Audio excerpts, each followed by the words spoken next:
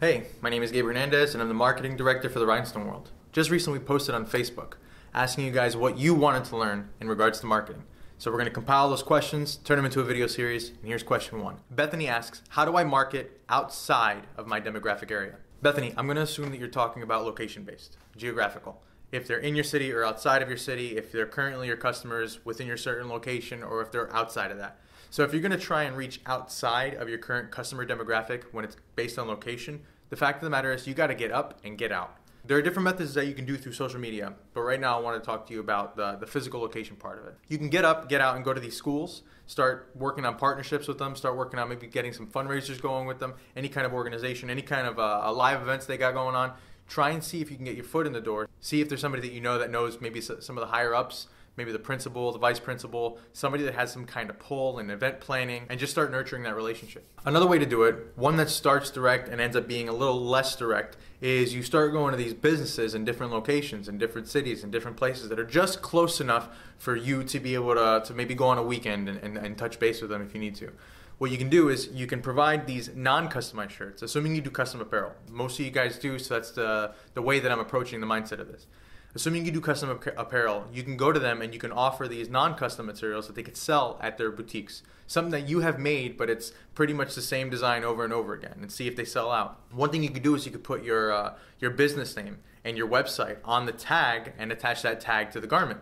So that way when somebody buys it, if they take it home, they have the website on there. Or if they're just browsing the store and they see your website on there, maybe they'll check out your site where they can then see that you offer custom items. So they don't have to go to the boutique. They don't have to get this one product. They can go to you directly through your website, through your online store, and order something more personal, maybe for Christmas or a birthday or a gift or something like that. So what that does, and the reason I say it's indirect, is because you go, you make contact, and then you're out. You're not there always trying to sell the same product. You're not there always trying to sell the product to the customers that walk in the door.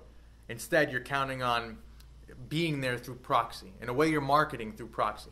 Your products are there, and in a way, it's almost like they're paying for a business card, right? So they buy the item, they test it, they enjoy it, and then your card is on that actual garment, which will eventually, hopefully, fingers crossed, lead them to your site and lead to future sales and lead to a greater lifetime value of that one customer. So now let's assume, Bethany, that you weren't talking about a location-based demographic. Let's say you have a certain type of customer right now, and you want to expand and reach out another type of customer. What you can do is you can start by listening, right? So that's always the hardest part of anything. We always want to do, we always want to act.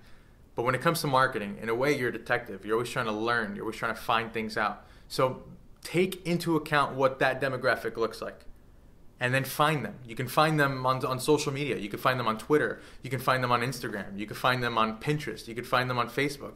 And start to see some of the things that they're interested in.